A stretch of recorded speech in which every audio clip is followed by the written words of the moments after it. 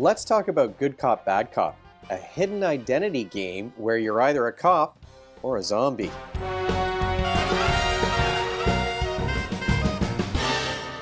Welcome to Brains on Games. I'm Dr. Brian McDonald. In this episode, we're going to talk about a ridiculous game. Last week, we talked about a serious strategic game. This time around, it's a party game, a secret identity hidden role game where you're playing as a cop or a zombie, maybe. This is a game called Good Cop, Bad Cop from Pull the Pin Games. It's a game for between 4 and 8 players. It is a party game. Like I said, it's a game that, well, kids age 13 and up can play this one. We are talking about honest cops and corrupt cops and zombies too. And games take anywhere from 15 to 30 minutes. This is a game that was sent to me way back in the fall by the folks over at Pull the Pin Games, and I could never get 4 people together to play it. But in the last few weeks, I've had a couple of groups play multiple times, so I've been lucky, but it's taken a while to get a group together for a party game.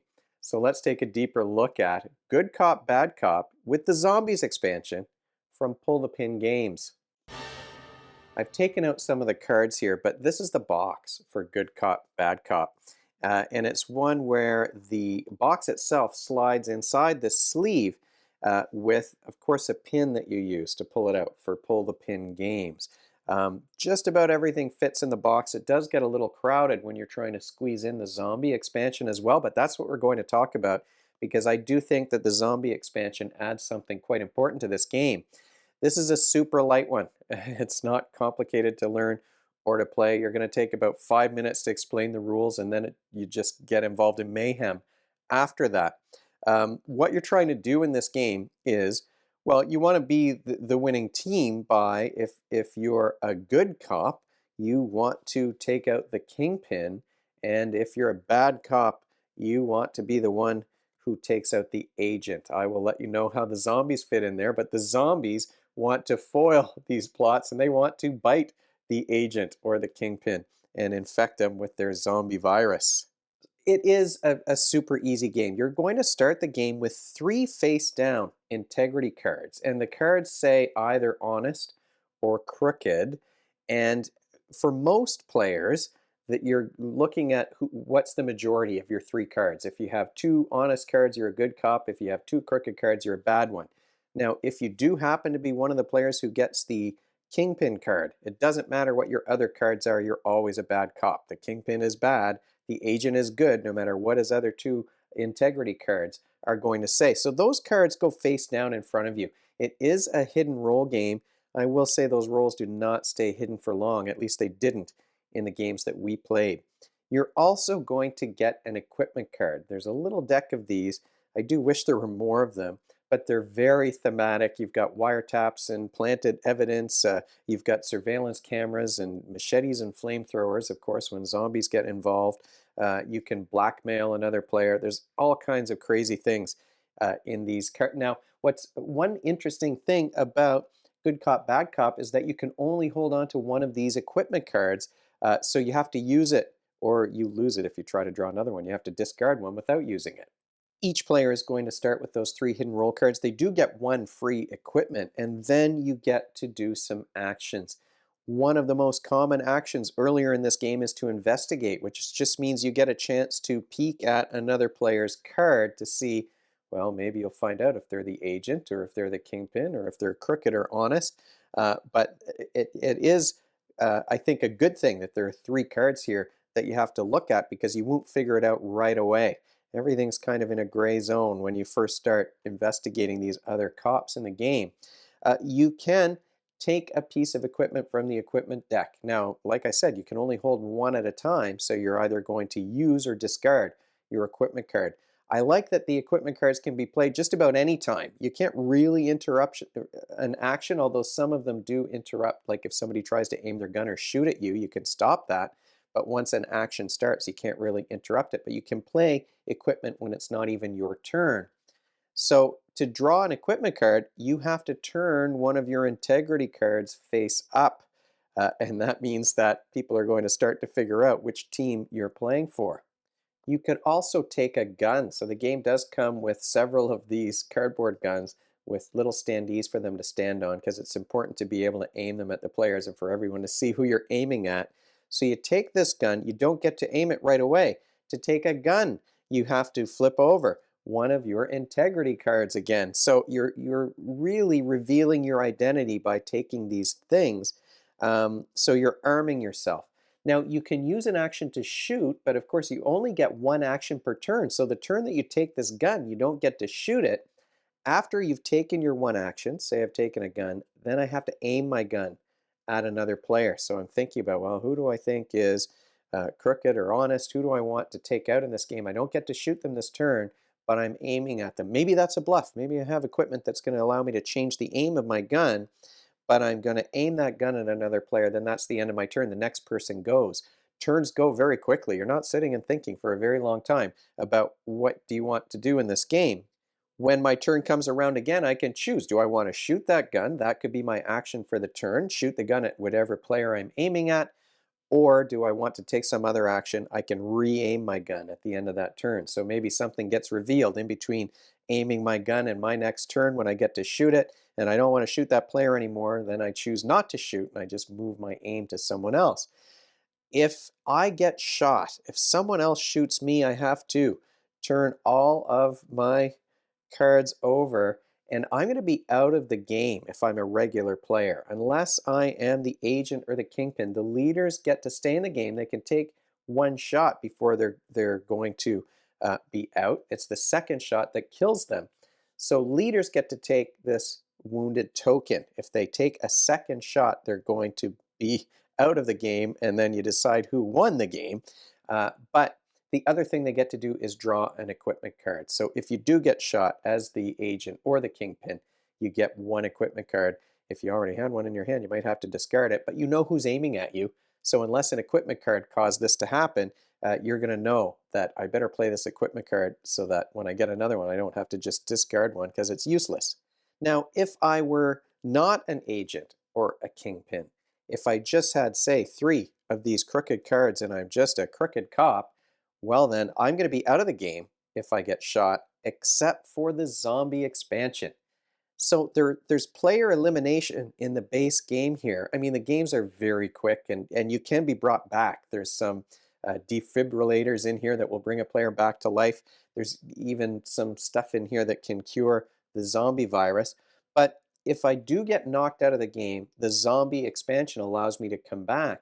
I drop my gun, but then I get to take these zombie arms, and now I'm trying to grab the other players. The zombie arms start aimed at yourself because you can't, grab a player and bite him on the very first turn. You have to aim first and then bite on your next turn. So you can be cured of this virus. You can trade cards around, and there's so many things that the equipment will do that just causes things to, I became a zombie and I immediately got cured in the first game that I played, so I didn't get to be a zombie for very long. The game is over when the kingpin gets killed, and then the honest cops win. If the agent gets killed, the crooked cops win. And if a zombie kills the agent or the kingpin, well, then the zombie team wins. And the zombie team is going to be growing as other players get shot or bitten by zombies. What skills, though, are you practicing when you play a game like Good Cop, Bad Cop plus zombies? I mean, there's a little bit of memory here. Visual memory, you're trying to remember which card, like if you investigated the other players, which card. You might want to remember which card the other players investigated so that you can, maybe you want to take the same one and then you can figure out what one player is trying to do based on what they saw on the card that they examined on their turn. So there is some memory, a little bit of memory. This is not really a skill testing strategic game. There's a little bit of social deduction. Those roles do not stay hidden for very long because if you want a gun, if you want equipment, you're starting to reveal things. So it's very quick. You're going to be very quick in this game to figure out who's who. And then you start trying to plan for how are you going to take out the player that you need to take out and how are you going to use that equipment that can certainly add a wrinkle to just about every game. There's a bit of cooperation. We didn't find a lot of cooperation in our games because the agent would be cooperating with another player who would then turn into a zombie and was working against him. So a little bit of cooperation, but not a whole lot here. final thoughts about Good Cop, Bad Cop with the zombie expansion. This is a game that was more fun than it had any right to be. This was a game that's just ridiculous nonsense and chaos from start to finish. Now, I only managed to get up to a 4-player count, but with 8 players, this game would be crazy. Just about every single person that I played this game with, and like I said, multiple groups, um, really said, I cannot believe how much fun this game is. It's so simple and silly, but everyone was laughing and having a good time from start to finish. And it was so simple that, it takes a minute to teach, and then you're just kind of laughing and chuckling about the different equipment cards and how those actions are going to play out. um, you're really going quickly, and you can play. Every time I played it, we played multiple times just because it was silly and fun. Very, very different from the heavier strategic games that often I do talk about. So quick games, you can play multiple games in very quick succession. Absolute silliness and foolishness. It's nothing that's complicated to learn. I think that the zombie expansion, well, maybe it's not essential, but it's definitely an important expansion because it eliminates player elimination. Now, players might only be eliminated temporarily. Like I said, you can swap things around with equipment cards and bring people back to life.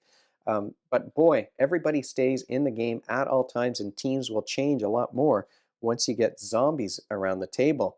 Um, it is a game where, if we're talking about downsides, it's the number of players, right? Because it is a party game. It took me, like, this game was sent to me. This review copy was sent to me in the fall. I had to email the designer to say, "Well, I'm really sorry, I haven't gotten to this yet. I just can't get 4 people around the table at the same time." Winter weather came, and then that complicated things. So you do need a large number of players.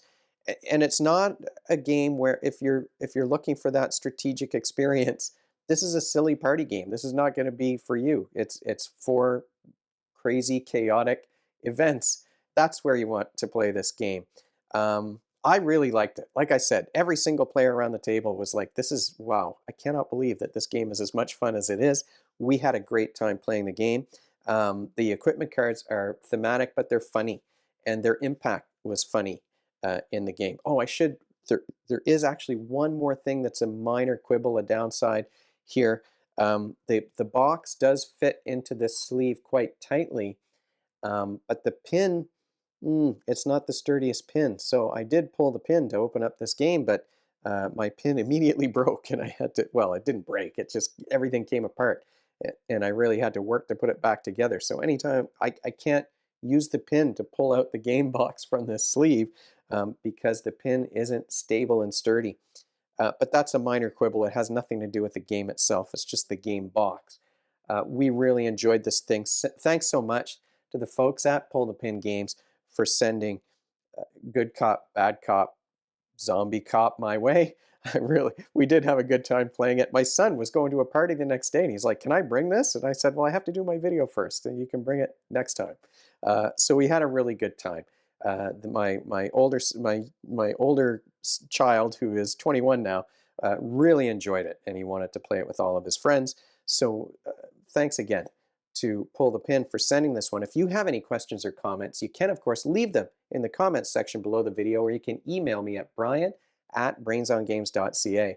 Brainsongames.ca is the website. That's where future episodes will go, and the previous ones are already up there. Brains on Games is the X handle and the Facebook page and the Blue Sky page and the Instagram feed. So we're all over the place. And if you enjoyed this video, you want to be notified of future ones, you can head on over to YouTube and click that subscribe button. Thanks for joining me, and hopefully I'll see you next time.